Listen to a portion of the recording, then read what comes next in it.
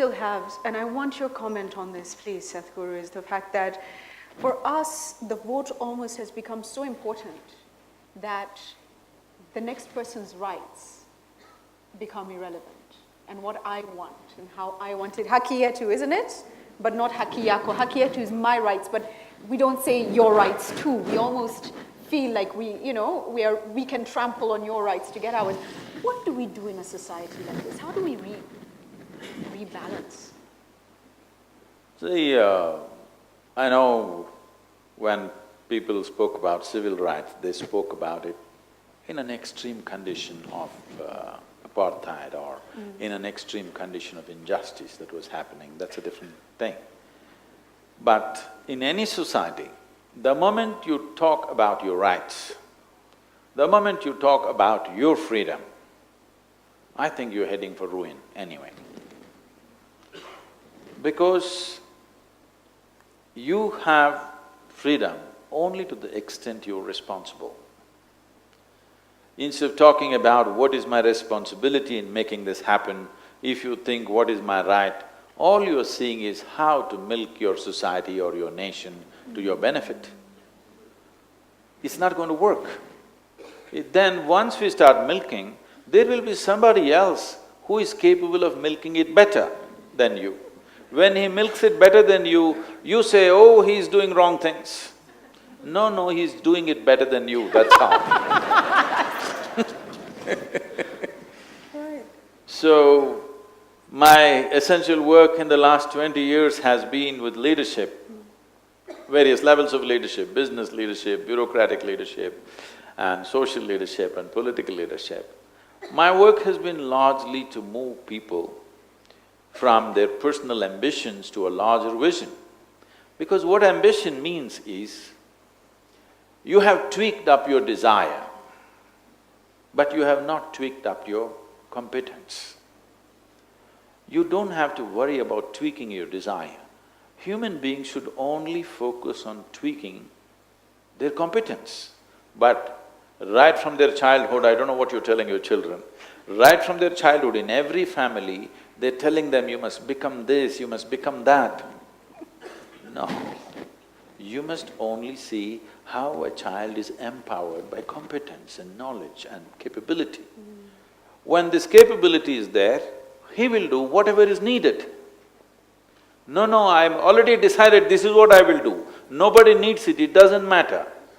This is what I will do.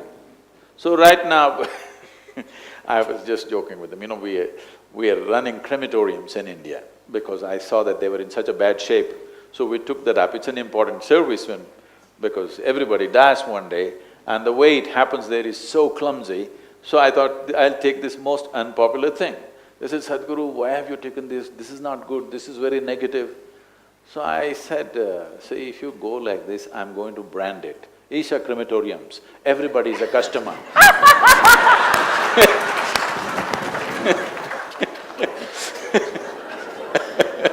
Did they then stop bothering you? See, we have decided what is better than something. Once you do this, I must tell you this. When my girl was growing up, she traveled with me wherever I went and even as an infant. One thing I told everybody is, don't anybody try to teach her anything.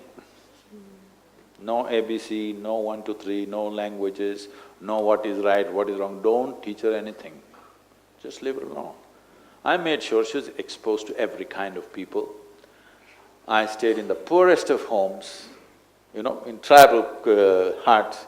I stayed in the best possible homes in the world, all kinds of things, which gave her a sense of balance about people. Even today, anywhere you put her, she's just comfortable. With so much ease with any class of society, she managed. And I made sure nobody teaches her anything. So when she was around 13 years of age, she came up to me and she was emotionally disturbed about something. So she came up to me and said, you're teaching everybody something, not telling me anything. I wanted that moment to come. I didn't want to be a teacher to her. So I said, see, this is all you have to learn. This is all. Never look up to anybody. She looked at me. I said, even me. Never look up to anybody, never look down on anybody. This is all. Once you don't look up to anything, nor look down on anything, you will see everything the way it is. When you see everything the way it is, you will navigate through this life effortlessly.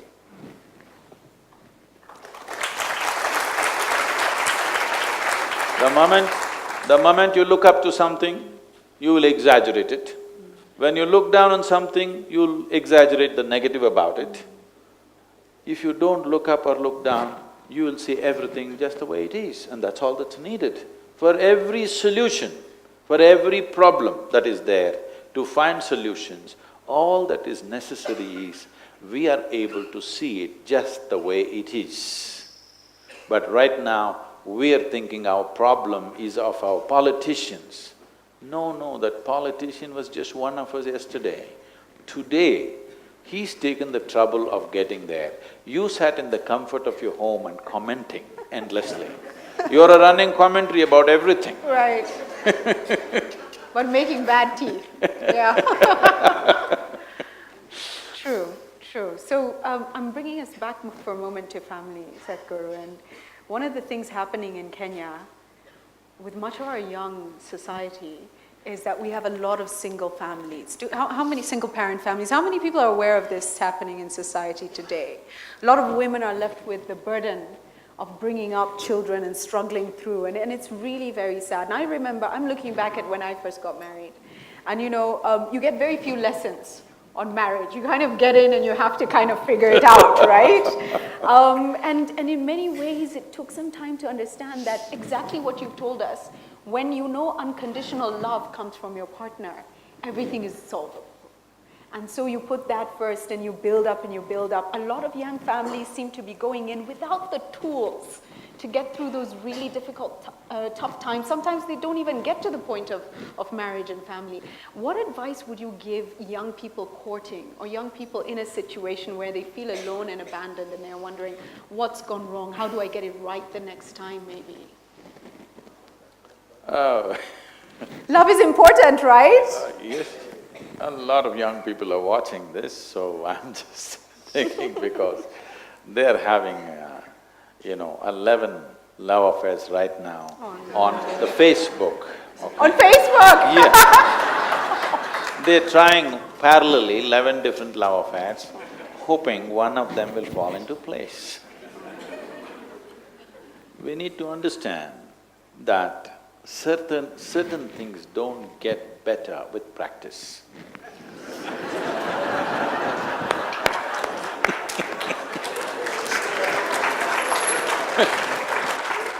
Wow. It is when men and women came together in marriage. I'm talking about another time, not to the current population, I'm talking about another time, all the oldies who are here.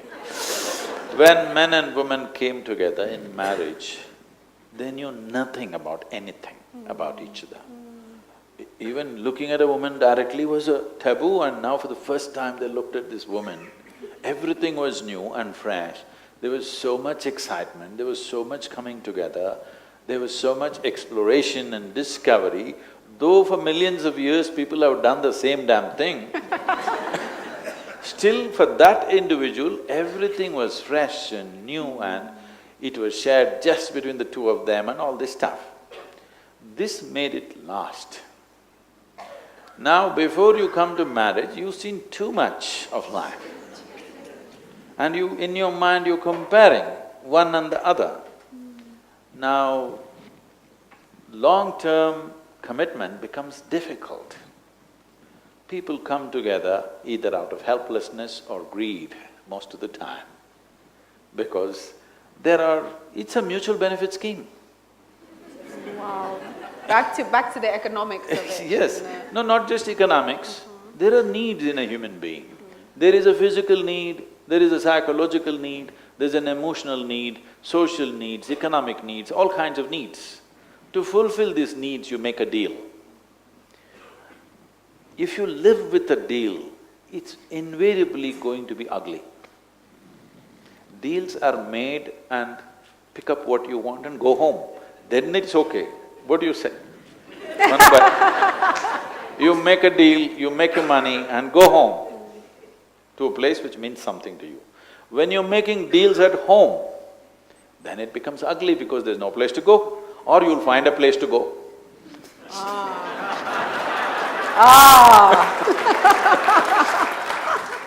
Ladies and gentlemen, I'm going to come to you in just a moment because we do want to take your questions for Sadhguru as well. I must ask you, this is your first trip to Africa? No, I've been… Oh, you've been before? Yes, I've been in Kenya for 3 weeks at one time. Oh, what do you think of the country? It was fantastic because I only met your animals.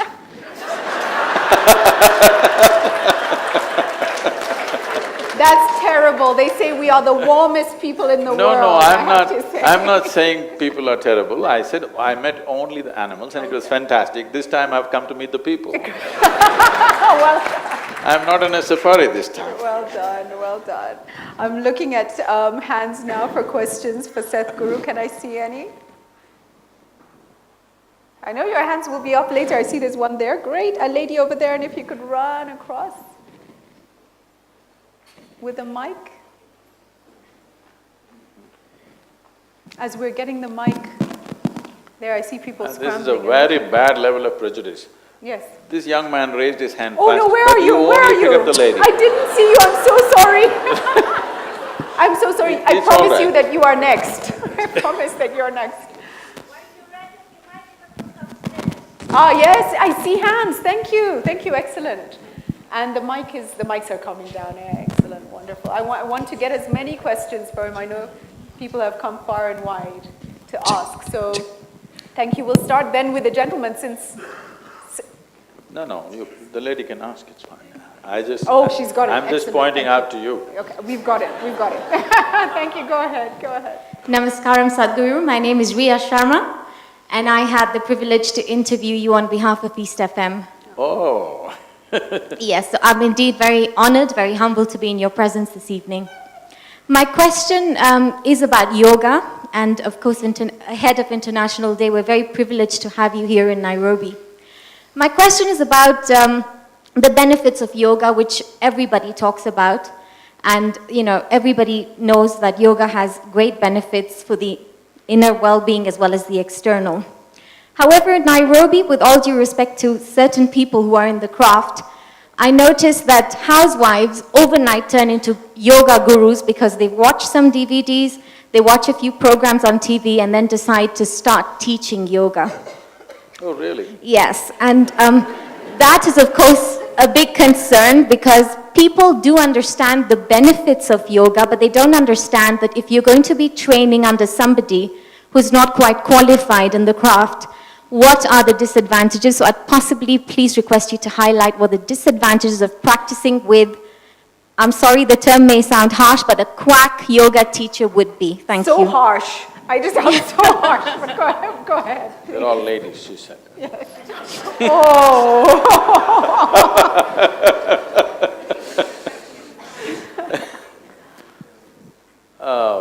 Let me clear this a little bit because one thing is, as you said, yoga is not a craft. As there is a science and technology to create external well-being, there is an understanding of external situations which we call as science, and a technology or a methodology through which we can create external well-being. Right now, this hall is, we are controlling the climate with conditioning. Outside climates can be controlled like this. What about the inner climate? So the technology to create the inner climate, to create the inner ambience of who we are is yoga. It's a science and a technology at the same time. There's an exploration and there's a method. The dangers of not doing it properly are many. I don't want to explore that now, so close to the International Day of Yoga and put off people. But we must understand, when we say yoga, however innocuous it may look, whatever the practice that is being taught, it always has a spiritual dimension attached to it. I don't know if… It's okay if I tell you my own story? Please, please, that's why we are here. How I got into the yoga for wrong reasons. Oh. Please. This happened when I was just 12 years of age. I was in my ancestral home, my grandfather's place. This is a place where all the kids have assembled from many cities for our vacation time. So one of the sport for the boys is to jump into a well which is about 8 feet in diameter and about 150 feet in depth, because we always went there in summers, the water is down by about 60 feet drop or 70 feet drop, in that range. So we want to jump in. You have to jump in properly. If you go somehow, your brains will become a smear on the wall. And there is no steps or grip or anything, just holding the rock, you want to come up. It was hard, and just the sheer pressure of it would make my fingers, all my fingernails bleed, because all my weight is at the tip of my fingers. And I was pretty good at this. One day we are doing this, and a man who was over 70 years of age was watching us. Of course we ignored him. He was too old to be alive in our experience of life. Not now, I'm saying at that time. When I thought even 20 is too old. Yes. So this man, without uttering a word, went and jumped into the well. I thought he's finished. But he came up faster than me, and I didn't like it. So I asked him how. He said, "Come and do yoga." I followed him like a puppy. So I'm saying, I got into it for all the wrong reasons. But somehow this became so much a part of me, I did not even think of doing it, but not a single morning ever passed without yoga happening. I'm using the word yoga happening because when I look back and see, I never made up my mind I must do this. It simply took me over from inside, and things happened like this. And 12 years later, something so phenomenal happened to me that everything changed. Why I'm saying this is, the nature of this existence is such, even for the wrong reasons, if you do the right things will happen to you. That's how world is made, that's how the creation is made. So, doing it right is very important because there are many dimensions attached to it. I went into yoga only for physical prowess. After I got into it, I came to know there were other aspects to it which were psychological or mental. So physical and mental prowess, this is all my thing. I never imagined, nor did I ever know, there's another dimension to it altogether. But there is always that dimension to it. So when we transmit yoga, there is a spiritual element to it. This is the reason, for example, now for this International Yoga Day, when we teach, the Isa Foundation does not teach yoga in such a large scale ever. We teach what is called as Upa Yoga. The word Upa Yoga literally means either sub-yoga or pre-yoga. For in Indian languages, today the word Upayog is being used as something useful, but actually the word originates from this, that we made yoga in such a way, we took out that aspect of yoga which has physiological and psychological benefits but no spiritual element to it.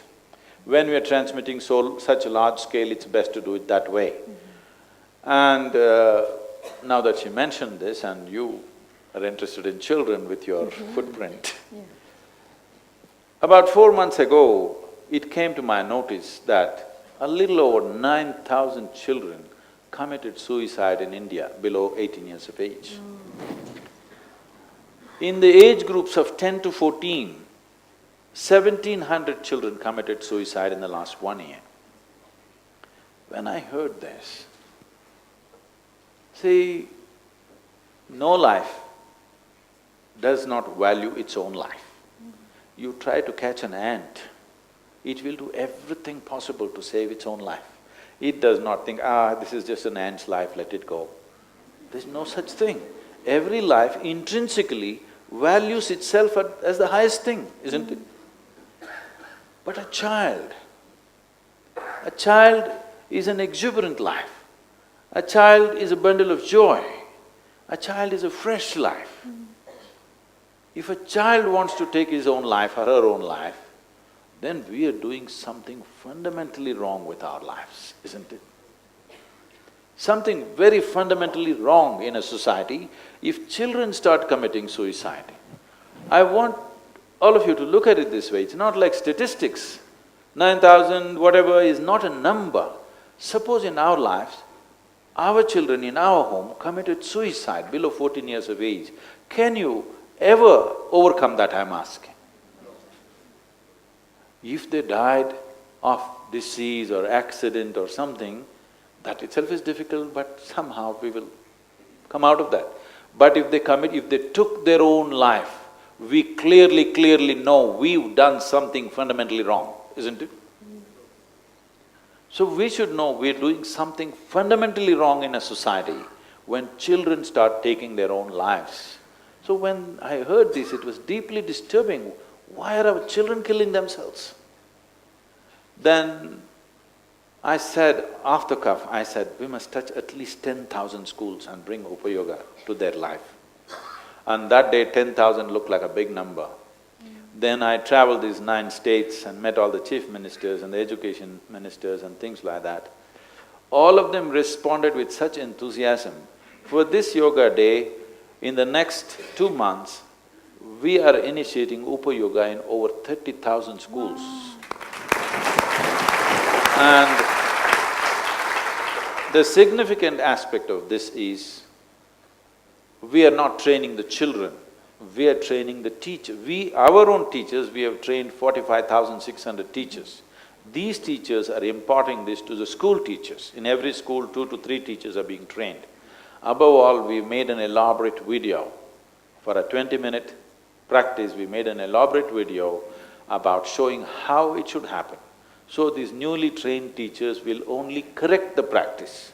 They will not literally teach the practice. All they have to do is, they have to correct. We train them for a day to understand what are all the wrong things that people can do and correction. And these children will go through this just not for one day, 5 days of the week, through the entire year, probably for the entire school time, this will go on. And we are trying to also involve parents wherever we can. Teaching yoga irresponsibly, right now, this is the most important need, that is, see, in terms of external technologies, we've hit the ceiling, all right? Whether you buy your iPhone Z8 or not, that's the next model coming up. You still don't know how to use your iPhone 4 fully. That's a fact, believe me. You still not explored the full range of things that damn thing can do. Yes or no? It's too many things. You're right. So whether the next level of phone comes or computer comes is not the issue. Upgrading human beings is the most important thing that needs to happen in the world.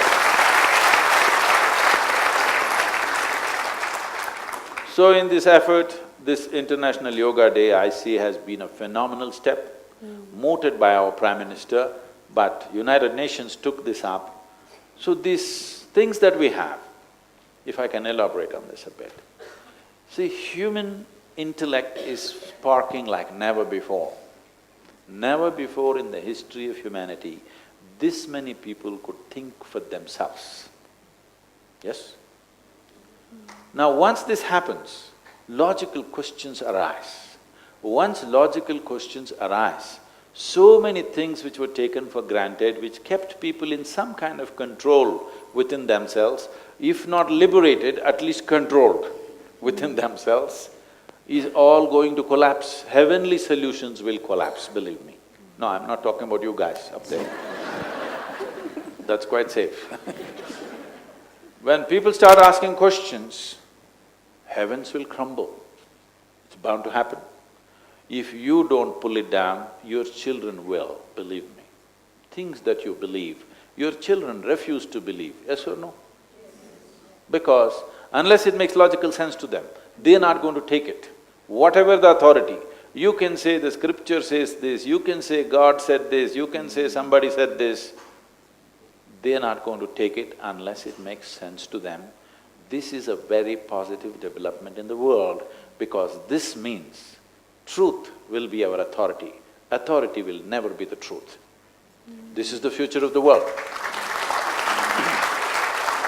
So, this International Yoga Day is just at the right time, and when the Prime Minister mooted this idea, as she was saying, 177 countries came together, it was almost like the world was waiting for it.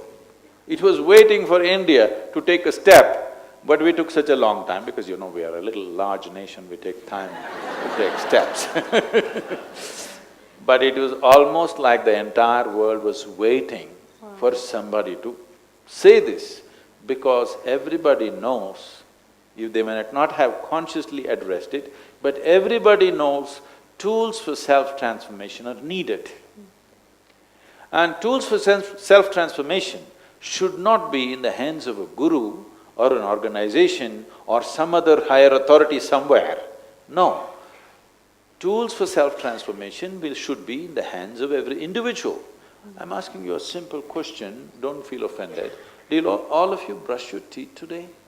Yes. Hello? Yes. This is because you have your own brush, the instrument necessary for cleaning your oral hygiene, to take care of that, you have it. Suppose it was in the hands of the Kenyan government.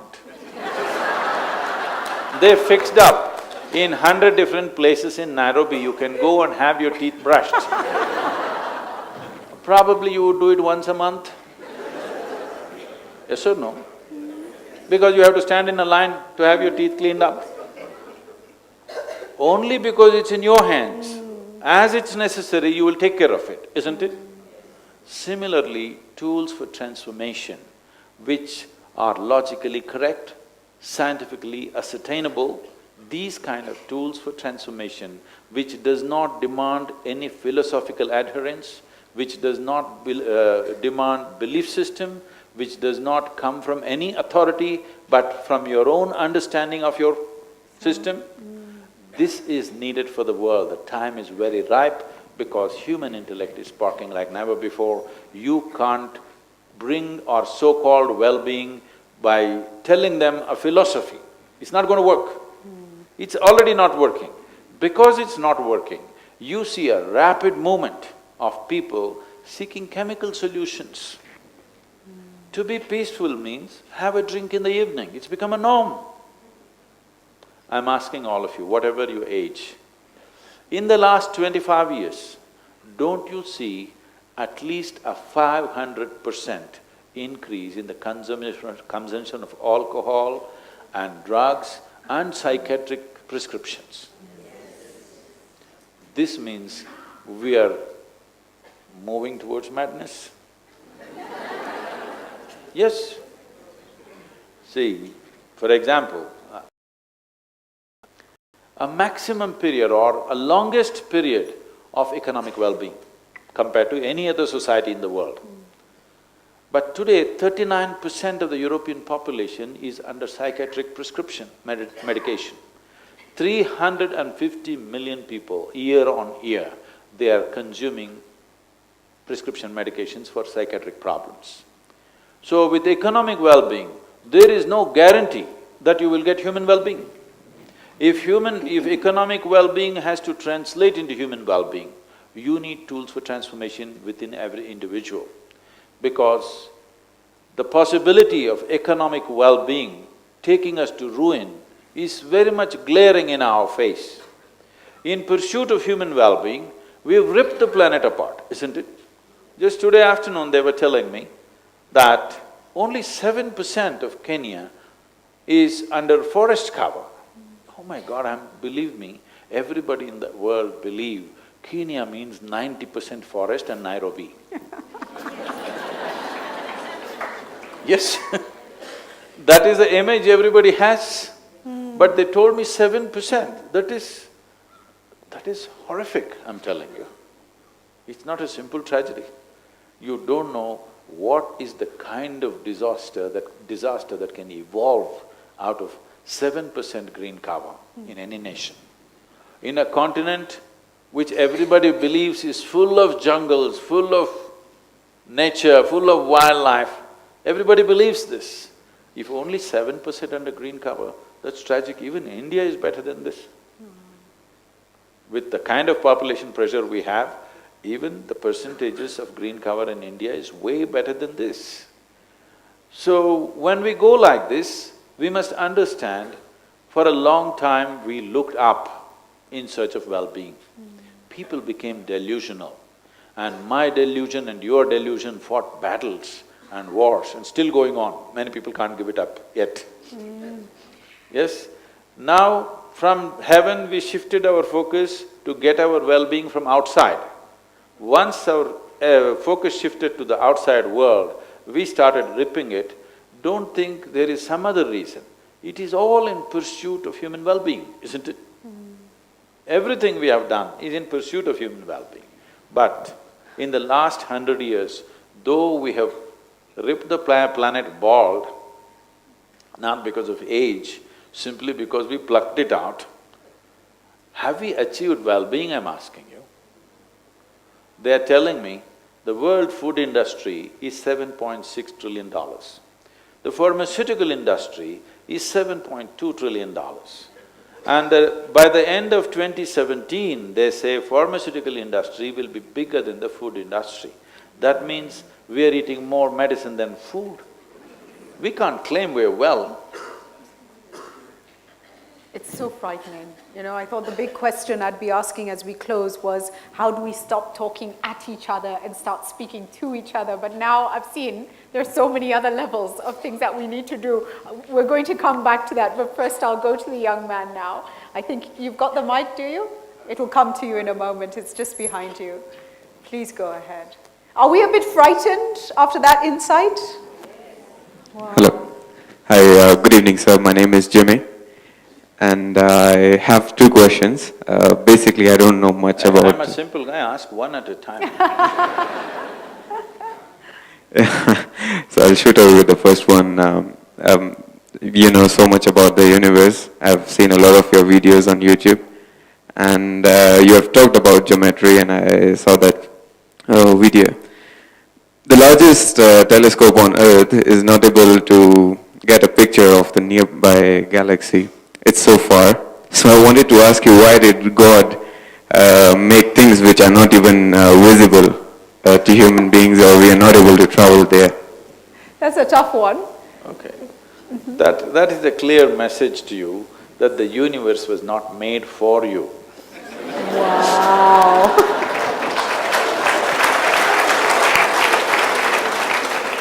Not just other galaxies. Maximum amount of life on this planet itself, you are incapable of even seeing it. Yes.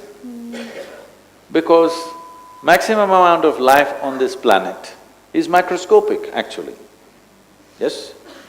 Do you know, just on your facial skin, there are 18 billion bacteria right now crawling around? Really? Aren't you glad you don't see it? So this idea that existence is human-centric has caused the maximum amount of damage. We believing that this creation were made for me to enjoy this, to exploit this. Our science as we know it is just this, how to use everything in the universe for our well-being. Well, we have learned how to use even an invisible atom. Do you know? Nobody has seen an atom even in an electron microscope. Nobody has seen it, but we know how to use it. We know how to make a bomb out of it. So, we have learned to use everything, including human beings. But we have not come to well-being, isn't it? All this aspiration only in pursuit of well-being, but well-being has not happened because you must understand, human experience is generated from within you. Whether it's joy or misery, it happens from within you. Agony or ecstasy happens from within you. Everything that you ever know happens from within you. Everything that you ever experienced happens from within you. At least what is happening from within you must happen the way you want it, isn't it? Right now we are talking too much about the world not happening your way. I'm glad the world is not happening your way. Because if the world happens your way, where do I go, The world is like this, it happens a little bit my way, a little bit your way, a little bit somebody else's way, it's all right. But right now the biggest problem is, this one is not happening your way. That is the big problem, isn't it? If this one, yourself, if you happen 100% the way you want yourself to be, would you keep yourself blissful or miserable? The upper regions must tell me. Blissful or miserable? Blissful. You must… everybody must say something, I'm going to bless you right now. Blissful. Blissful, Your choice for yourself is very clear, that you want highest level of pleasantness. What you want for your neighbor may be debatable, but what you want for yourself is very clear to you. But why is it not happening? Simply because it's not in the direction which you're looking, that's all. Instead of turning inward, you're trying to fix your happiness by fixing the world. Fix it as much as you want, this will not get fixed. If this has to be fixed, this has to turn inward. This is what yoga means. Tools for transformation means transforming yourself, not fixing somebody else. A revolution, like at one time, we said, for Isha, this is what it used to be. Welcome to the silent revolution of self-realization. People's idea of a revolution is, I want you to change. I want you to change is the source of all the problem on the planet, isn't it? I am willing to change, this is a revolution. If you say, I am willing to change in your home, in your workplace, in your society, in your country, you say, I am willing to change for what needs to happen. Now this is a revolution, and it's a silent revolution. You don't have to slaughter anybody, you don't have to set fire to something, you don't have to burn down things, you don't have to pull down people. Change will happen as everything happens in nature and in existence. All the most fantastic changes that happen in creation are happening quietly, isn't it? Yes? Though they talked about a big bang, you never had the bang. It happened quietly, everything. Flowers blossom quietly, you're born, such a big happening. Even that happened quietly, though your mother might have screamed a bit, but it happened quietly. But everything significant, the planet is spinning quietly, sun is coming up quietly, isn't it? Everything that's of greatest significance in the universe is happening quietly. Self-transformation also happens that way. Only thing is, it needs to be focused in the right direction. Right now, we want to fix everybody and everything around us. We don't want to transform this. But the world, people are talking about world peace, world transformation. There is no world, there is only you and me, isn't it? If you and me change, the world has changed. That's such a powerful message. Stop pointing at everybody else and point within, start within, transform within. Now immediately the Indians will think, Sadhguru, where should I go? You also come from that part, at least your father does. Comes from that part, yeah. Should I go to Himalayas, should I go and stay in a cave? For your information, all caves are taken long time ago.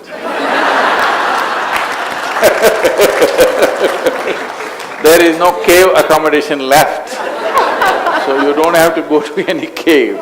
You have to turn inward, because whether you go to Himalayas or drown in the ocean, you're still the same person, isn't it?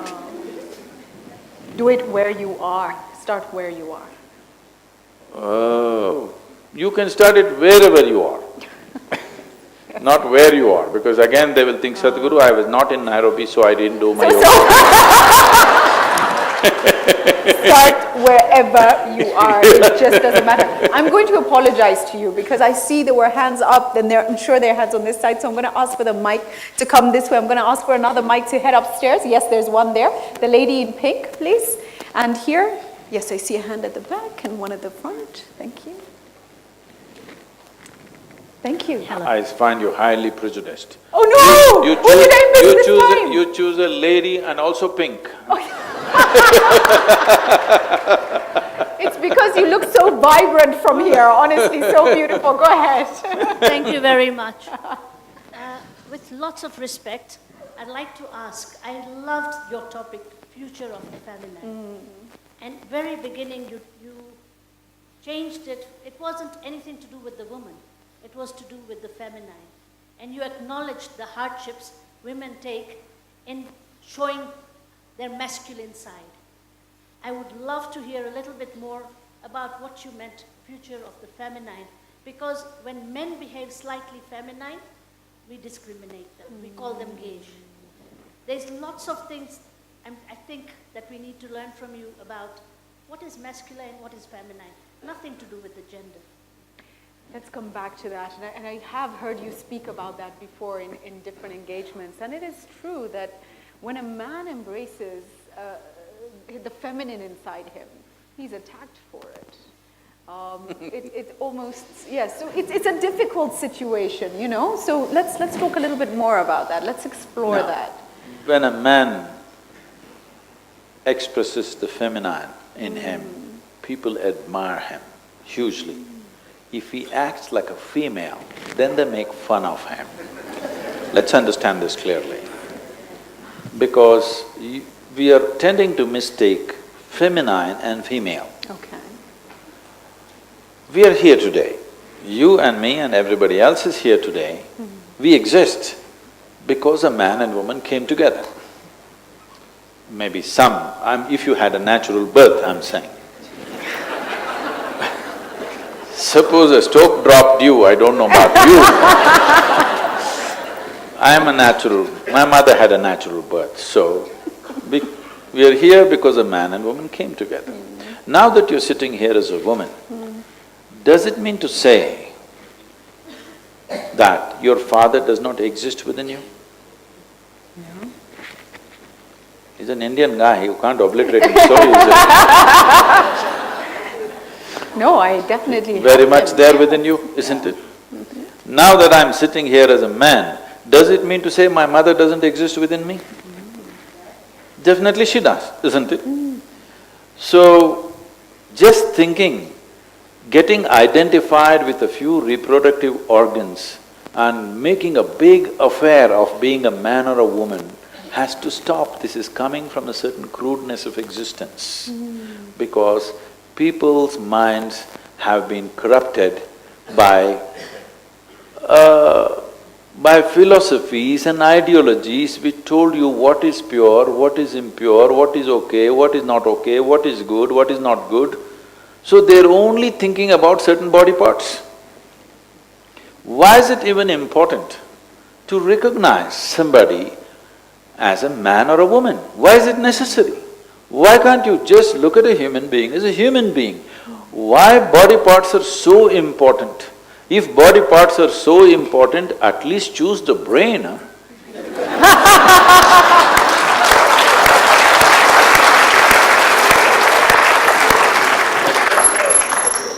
Why are you such a fetishist? What is there in somebody's pants? What's your problem?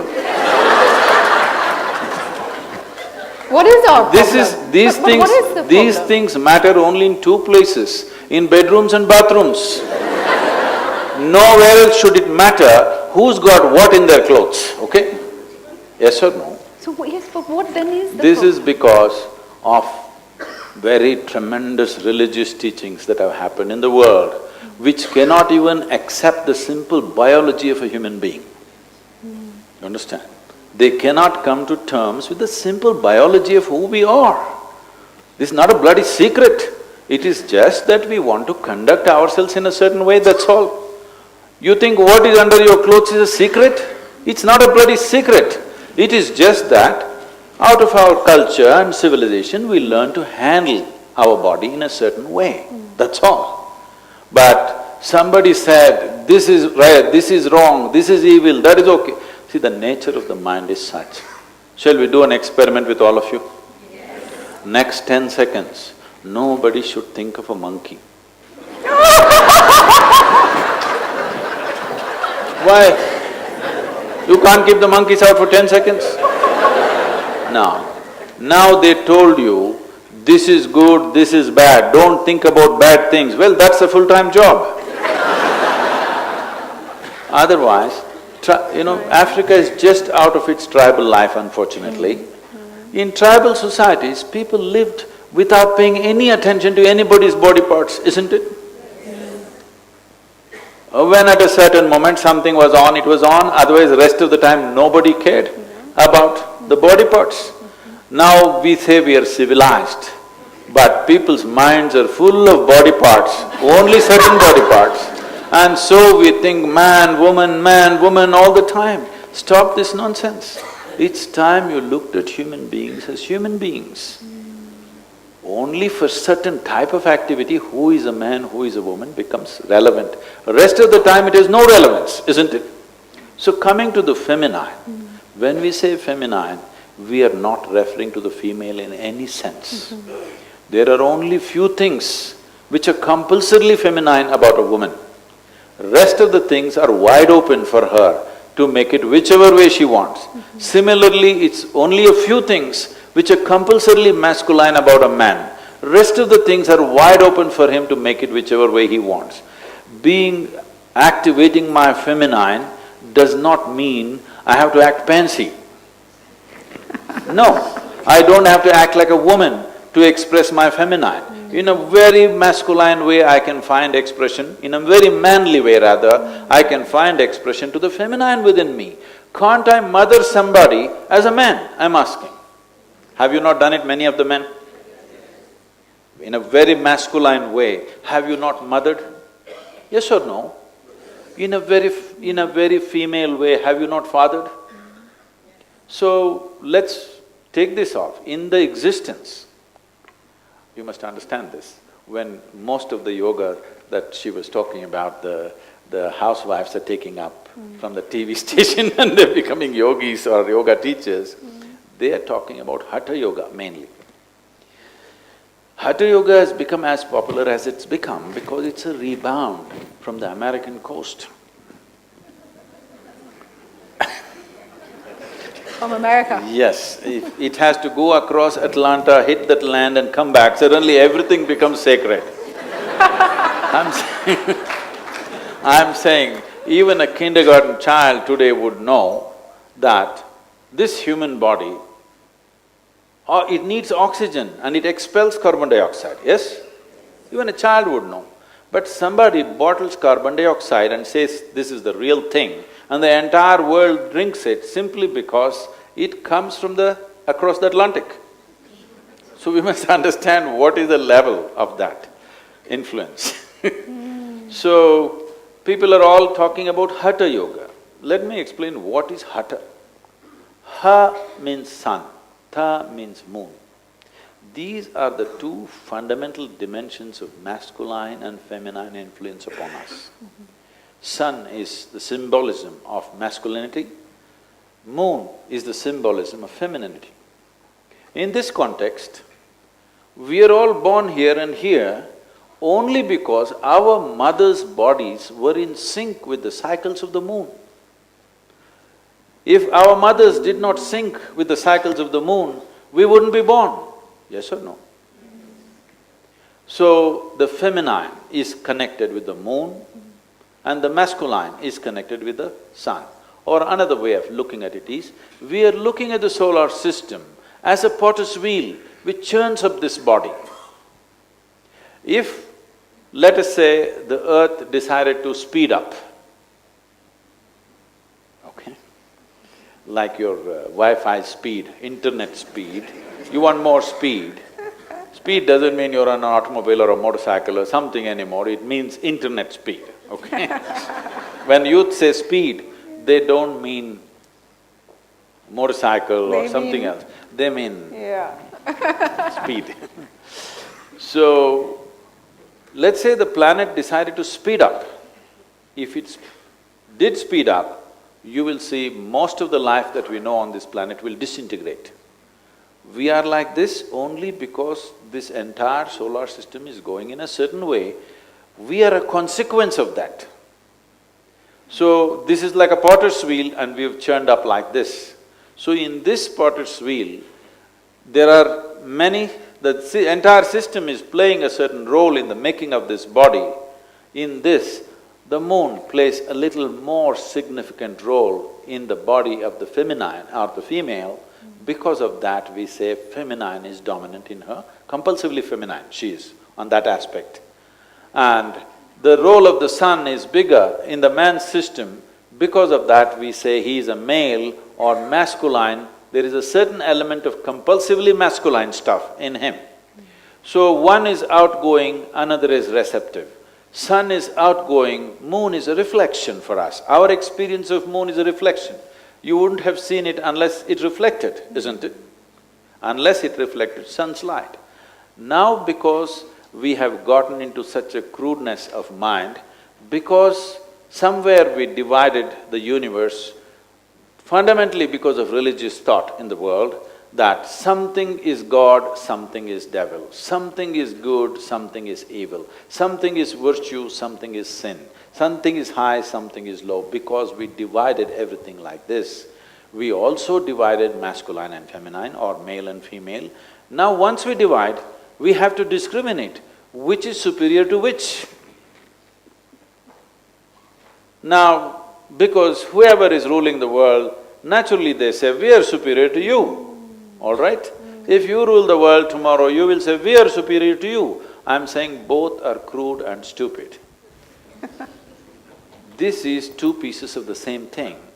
Now you want to make one above the other, you will miss the essence of life. If you make a man superior to a woman, you will miss life.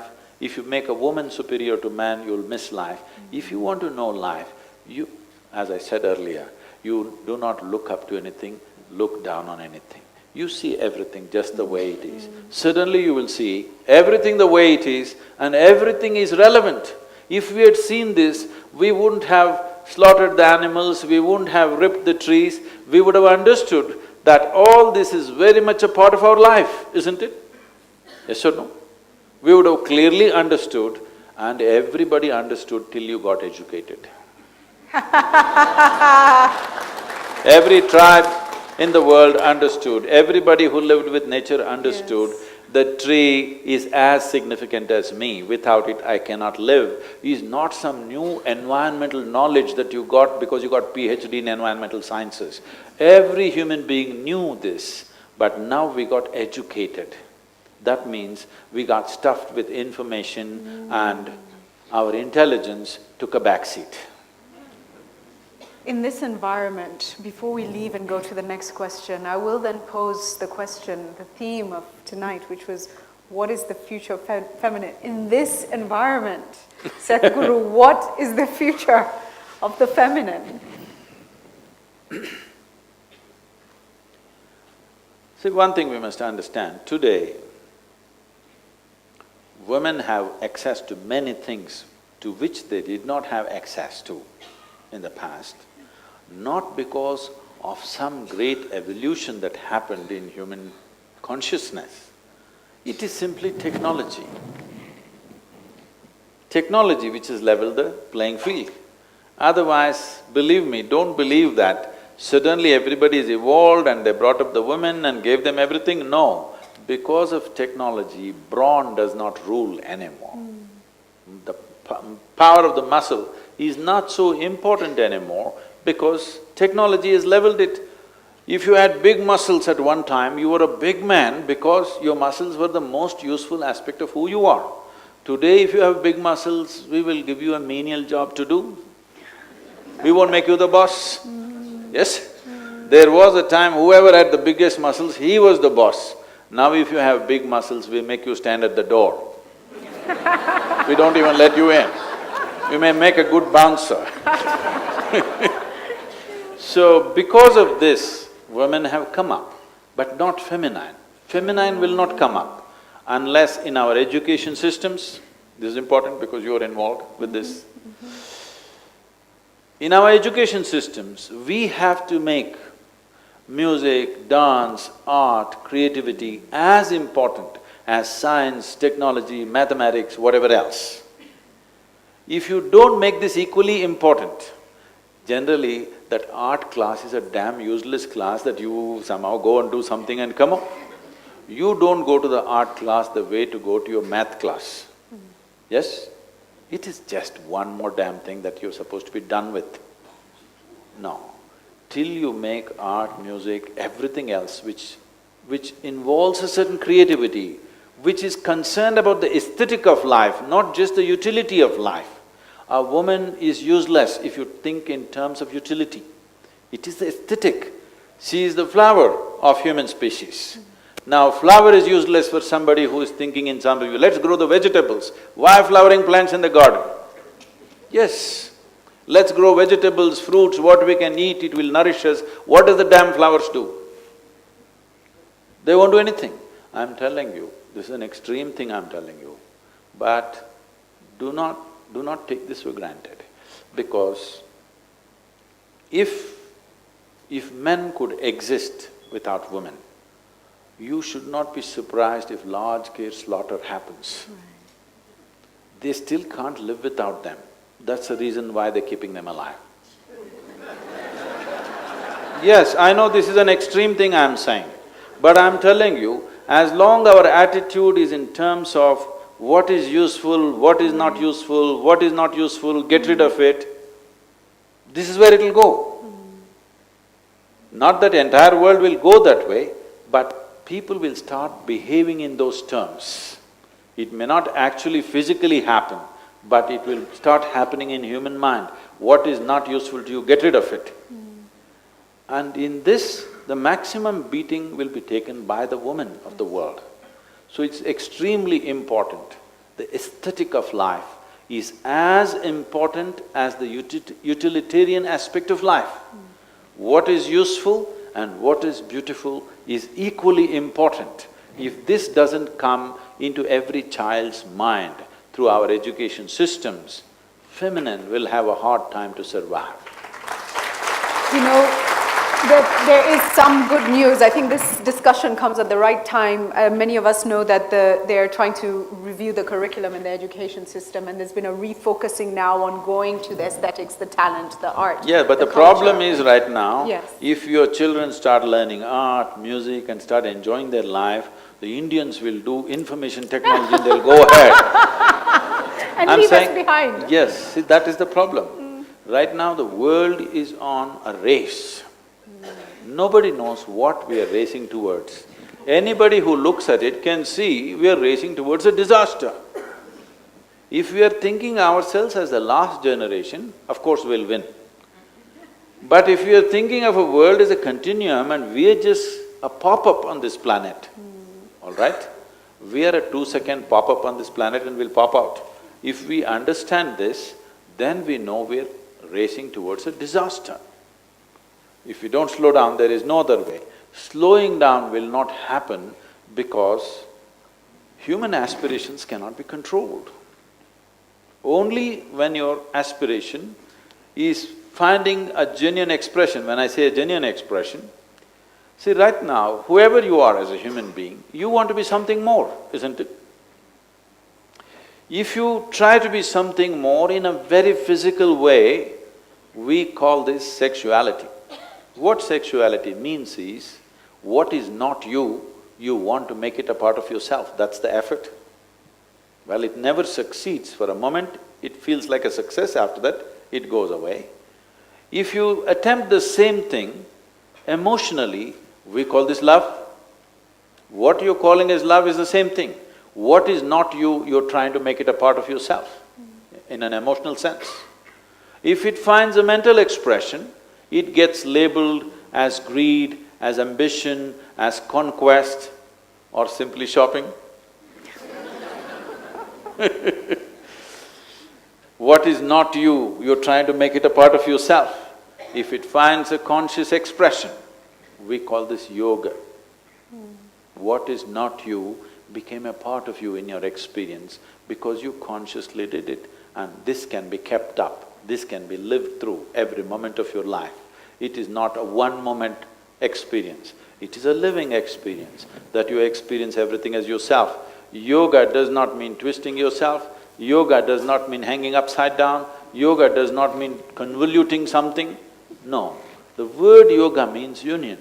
That means you learned how to erase the boundaries of your individuality.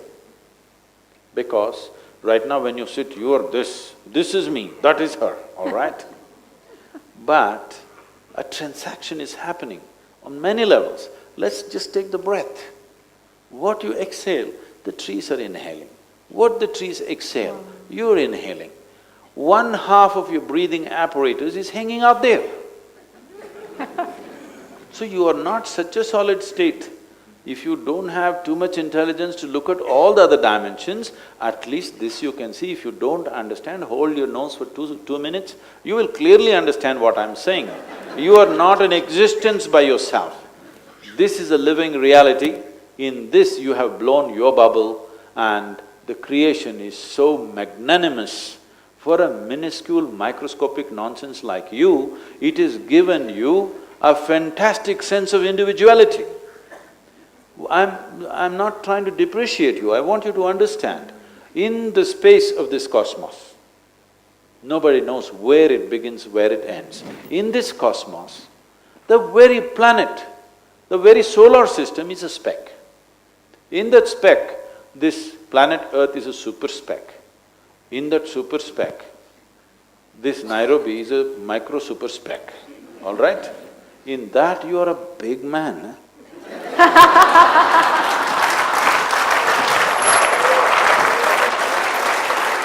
I'm saying this is a serious loss of perspective. We have lost these perspectives mainly because of the so-called religious thought that we have in this world. Somebody told you, you are the center of the universe. No, your very solar system, tomorrow morning if the solar system evaporates, nobody will notice it. That's how small it is. Yes, you and me may be very big, but before you and me came, there were countless number of people on this planet. Yes? They were also very smart. They were also very big people in their times. Where are they? All topsoil, huh? Wow. Don't wait till you become topsoil. Or you think your friends will bury you real deep, fearing that you may rise from the dead. And we shall all be topsoil one day. Yes. That is… So, but if you realize this now, that you are just a small pop-up. One of the most fundamental things that we have is, as a generation, we have a baton to carry. How the world was given to us, how our parents made us. We should make the world little better for the next generation. And not only that, we must make the next generation little better than us. Yes. Otherwise we've failed as a generation, isn't it? Sadhguru, I'm so touched that you said that, because I started a hashtag some months ago, better than us, because it just hit me. No, They have to the problem be… is they already think so. They do. By the way, I think they already are. I think they already are. But if they can you imagine if they can just be better than us? If we can just do better with them, that's a good start. I'm so touched that you said that. I see hands up there. So gentleman in green up there, I see that. There was a hand right at the back there somewhere. It's gone. Okay, so there's a lady at the front now. Hey, it's okay. You can pick on the ladies. I Oh, won't, no. I won't comment on it. Gentleman at the back first, and then you go ahead, please. Thank you.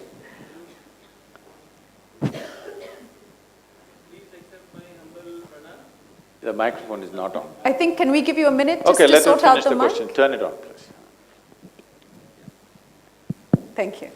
Sadhguru, please accept my humble pranam. My name is Santosh. I am born in India but working in Africa for last 15 years. In the beginning of the discussion, you started that we are so busy in doing things that does not matter. Actually, they should not matter, and we forget to enjoy life. Now, when I look at myself, it has been almost 15 years or little more in profession. And we, as professionals, probably say, for example, I am into FMCG sector and I am creating a brand. To create how my product should look at it, I actually enjoy it. I enjoy the creativity in the product, in its distribution system, innovation that we bring into the business. And sometimes it takes more than 10 hours or 12 hours of a day. Now for somebody, including some of members of my family, probably that is something that should not matter, or probably I am in a mad rush. But no, I am enjoying it. Now my dilemma is where to draw a line. For example, I will extend this little further. No, you asked a question, you shouldn't answer the question. You want Thank you so much for the question. Yeah.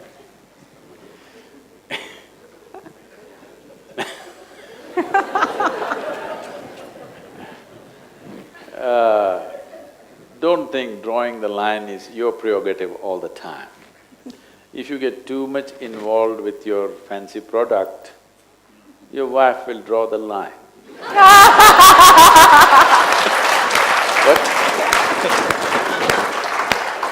we are talking about the future of the feminine. Your family will draw the line. Sometimes it's a line that you cannot cross after some time. Yes, and they may be on the other side of the line. Yeah. Yes? I read something that you said. Yes, you may live in the same home, but they may be on the other side of the line, and you can never cross the line. Yes or no?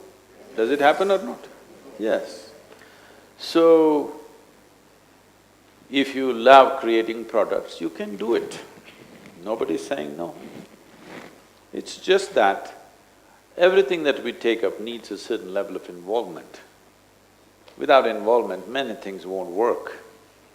And first of all, you must understand, you got married and created a family to fulfill your needs, not to fulfill their needs. Your children did not come knocking on your semen.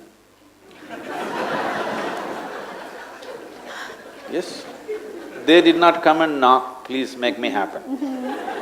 It's your needs which made these things happen. We must understand this, because a lot of people are becoming overly this thing that I did this, you know. No, nobody asked you that you should do all this. You did this to fulfill your own needs, isn't it? Now that your needs are maybe a little bit fulfilled, now suddenly you become magnanimous and you think others, you know, I don't have such needs anymore, I just create a nice cosmetic product and I'm doing great. Yes, it is so. At different stages in your life, you have different needs. But once you step into certain things, certain needs will hold you. Because certain needs that you touch demand commitment. Is it okay if I tell you a joke? It once happened, a man had a gala fight with his wife. That's not a rare happening, you know. So he didn't know what to do, he stormed out of the house. It's only after you walk out on the street, then you don't know where to go. So he loitered here and there and everywhere and went little outside the town. It was evening, he was just struggling, he has to find a dignified reason to get back, all right. He's left home. You need a good reason, either she must come searching, but if she doesn't come, he must find a decent reason to get back. So he was loitering around, then he saw a sadhu. A sadhu means a wandering mendicant. So he was just settling down for the night under a tree. He went and like you, did pranams, fell at his feet and said, Sadhu Maharaj, बीवी बहुत परेशान दे रहा है, कुछ सुलभ उपाय है तो बोलो।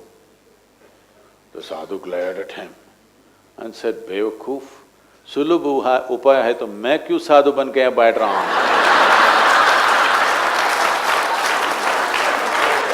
Sorry, you have to translate.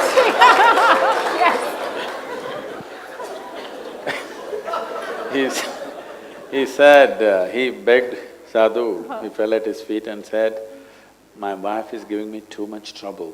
If there is an easy solution, please tell me, there's a simple, easy solution. So Sadhu glared at him and said, you idiot, if there was a simple, easy solution, why would I be wandering around the world?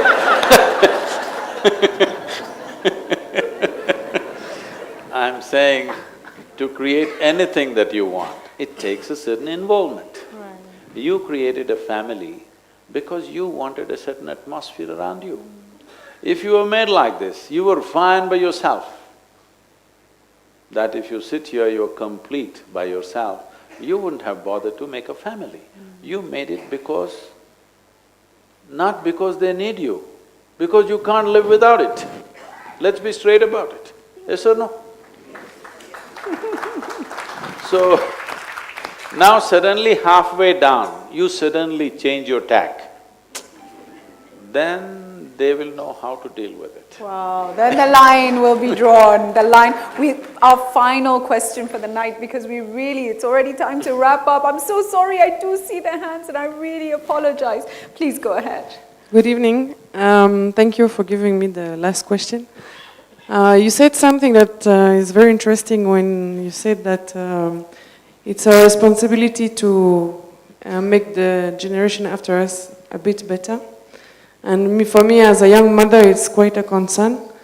And I would like to ask you, Sadhguru, if you have 3 tips to give me as a mom on how to protect my children from disconnections of themselves while living in this society, what would it be? Would you give us your name, please? My name is Marie. Thank you, thank you. Mary, the 3 tips are involvement and deeper involvement. Wow. Because… And it never stops. It never stops. no, if they do well, it stops. Oh, really? If Really? they- We have to let go? Really? Whether you let go or if you let go, it'll happen in a beautiful way. If you don't let go, they will escape. Okay. That is, if you brought them up well. If you brought them up in a helpless manner, they will stay with you, wingless birds, all right? Wingless birds have happened in some very extreme climates. So if your birds at home are wingless, that means you have an extreme climate. That's what it means.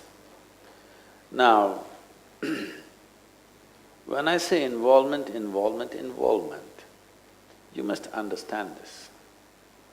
This idea, this is something that's in common usage, that I was brought up this way, I was brought up that way, or I was raised this way. I thought we only raise cattle. Human beings need not be raised. People say, I was raised Hindu, I was raised Christian, I was raised this. Nobody should be raised anyway. Because when it comes to creation the way it is, for all the other creatures, nature has drawn 2 lines. Within that, they live and die. When it comes to a human being, nature has drawn only 1 line, baseline, no top line. So the important thing is you should never raise them. Your business is just to create a loving, supportive atmosphere. Oh, suppose they become something which is not like me. If they become like you, that's a crime. They should become something that you could not imagine as a generation, isn't it? What should your children become? They should not become what you desire, they should become what you could not imagine. So do you have the courage to raise something that you cannot imagine? First of all, you need to understand, your children are not yours. You don't own the life. It's a privilege. They came through you, you enjoyed, all that. You laughed with them, you cried with them, you played with them, you enjoyed all that. But they don't belong to you. They only come through you. Just enjoy the privilege that they are with you now. And that's about it. You don't try to raise them. Your business as a mother is to protect them against a few things which can cause damage to them, because you're not the only influence, there's a world influencing them.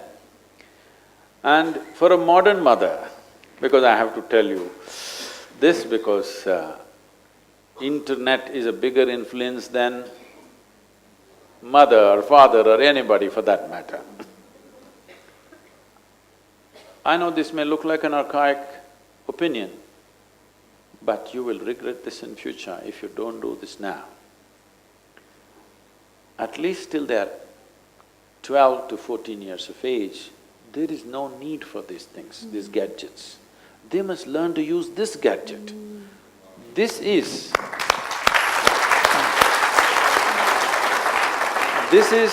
the most sophisticated technology on this planet. This human mechanism, isn't this the highest level of technology in the universe that we know? There may be some alien who's better than us, but we have not seen. But among what we have seen, this is the highest level of technology, isn't it? The only problem with human beings is they have not even bothered to read the user's manual. Now what internet means is, what your school means is, the present level of schooling, what it means is, cram yourself with all kinds of things. You pay attention to everything, you know what is inside a frog, how a frog's liver looks. What are you going to do with this?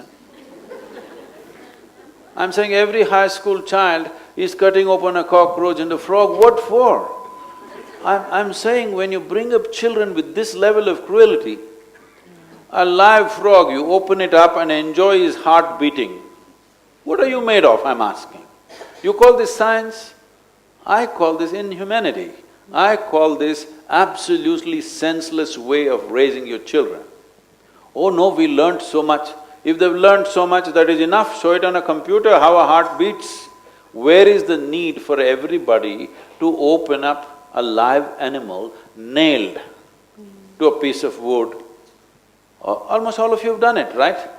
It was traumatic. Yeah, I was traumatized. No, I'm saying, we call this education, Yeah, a heartless education. What is the point of a heartless education?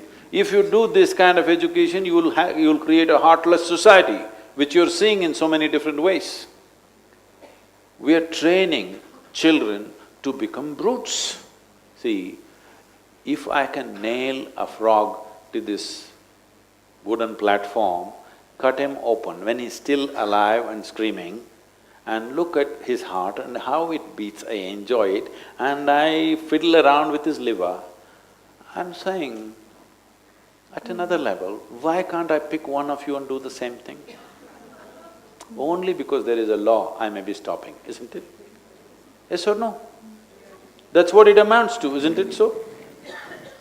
Only because there is a law against it, I may be stopping. A law cannot make us human beings. A law can control a few things in the society. This will not shape human consciousness. Because human beings experience themselves in a certain way, we thought of bringing that in the form of law. But law will not make a human being. If you are human, you will naturally be in a certain way. This must come forth. If you want to bring up your children, if they're still below 5–6 years of age now, the best thing to do is not expose them to all these things, expose them to life. When I say life, there is nature, there is insect, there is animal, there is worm. I'm telling you, these creatures are far more important than you. Tomorrow, if all the insects disappear, you have… the entire life on this planet will cease to exist in about 4 to 5 years' time. Do you know this? If all the worms disappear, the entire life on this planet will cease to exist in approximately 18 months to 24 months. When somebody calls you a worm, you must understand they're saying you're a very important life.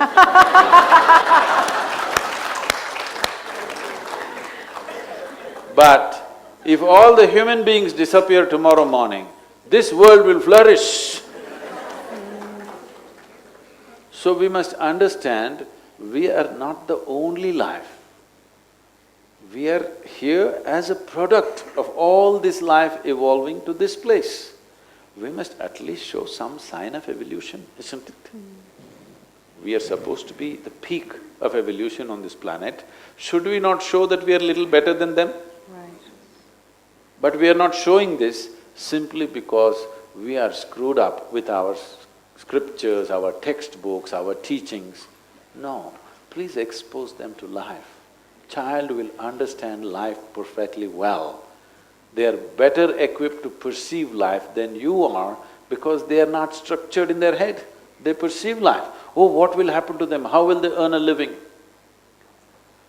If you allow a child to develop his body and his brain to the fullest, there are ways to do it, I can't go elaborate on this now, but there are ways where we can ensure the human body and the human brain has grown to its full size in every way. If you have a full-grown body and full-grown brain, they will know how to deal with anything for that matter. Half-grown brain but you're highly educated, what is the point? You don't know how to live. You may know how to extract something from the world, but you don't know how to live. Isn't that the fate of humanity right now, unfortunately? They know how to extract something from everything. I want you to know, they're extracting protein from microscopic bacteria. But still human beings are not healthy. So we know how to extract, but we don't know how to live because we are paying attention to everything. We are not paying attention to this. This needs attention.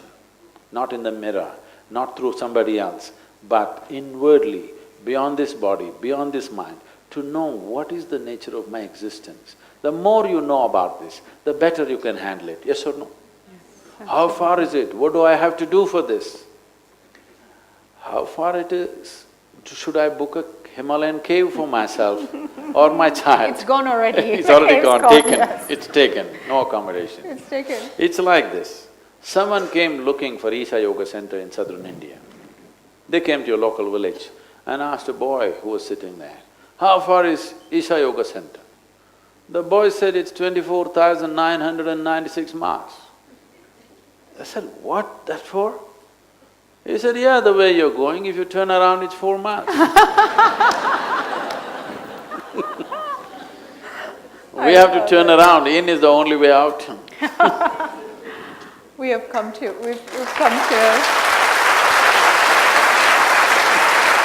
Thank you so much. We have come to the close, but I do have a final question that I think is so pertinent in an environment where people are talking at each other so much, you know? And I've done interviews for so many years in the media, and there's always this need to have a confrontation, you know, to one-up, you know, I'm gonna one-up the person I'm sitting with, rather than the need to listen to what the next person is saying before you even respond.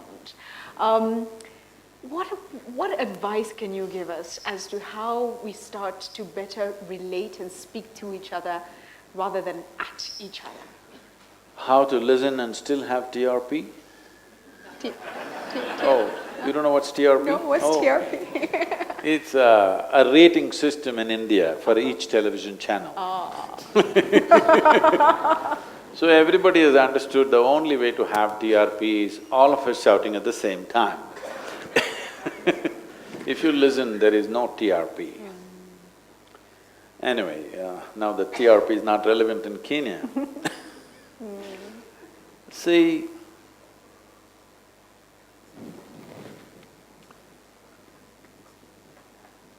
because this was about the lady, we're talking about the feminine, but she's on the phone.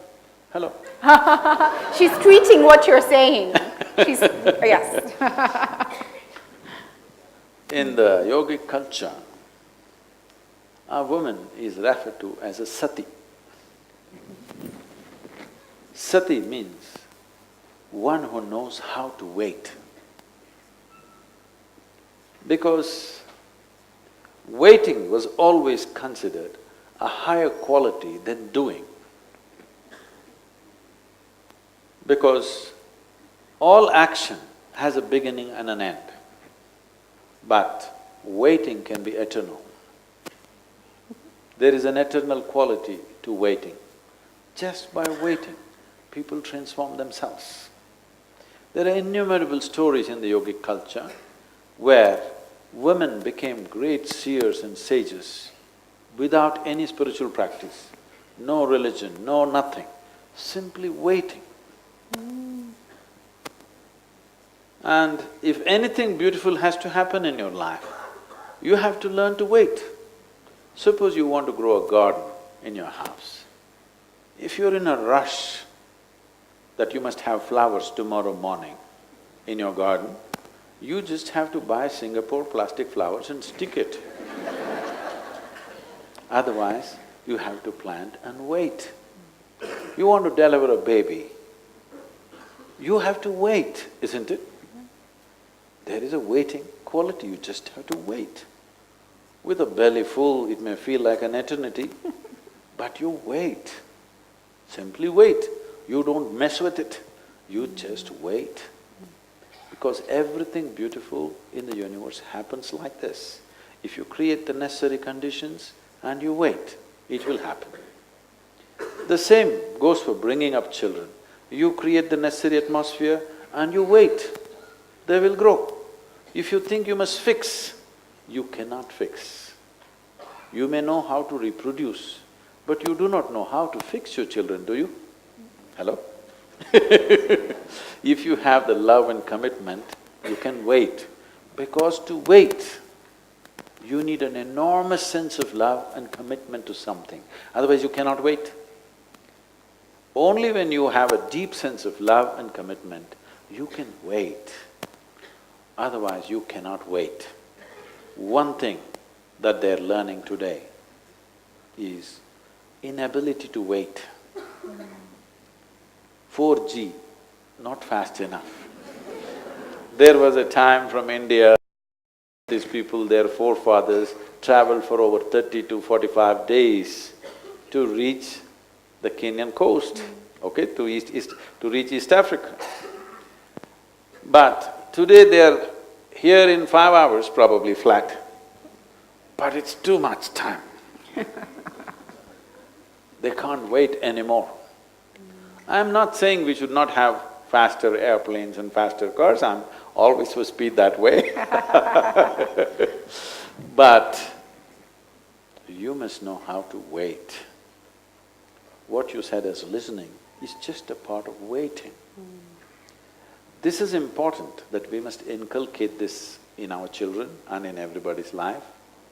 How much time you spend in expression, you must spend at least equal amount of time in perception. Right now, this is a world of over-expression. Like you said, somebody is tweeting what I'm saying. It doesn't matter, they miss the next thing, but they tweeted the last thing. That's important, expression.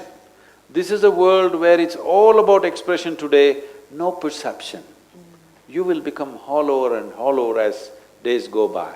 You will know that galaxy Z67, what is the distance between that galaxy and the planet Earth? It doesn't mean a damn thing whether it's 1,000,000 light years or 10,000,000 light years or 1,000,000,000 light years. What does a goddamn light year mean to you, I'm asking? It's just a word, isn't it? It's just words and words. Our education has become just words and words and words. Because they gathered so many words, they have to spill it all the time. So one thing that everybody can do is in your life, at least one day in a month, this is very much a part of the Indian culture, I don't know whether they're still keeping it. One day in a month, you're supposed to eat little less and not say anything, silent, simply quietly. Not reading, not doing this, simply quietly. Because you must spend enough time in perception before you express, then your expression will be of a great quality. If you're all expression and no perception, then you have a life on Facebook. Thank you so much. Please, let's give a warm round of applause to Sadhguru. Thank you so much. What a pleasure. Thank you very, very much. Thank you.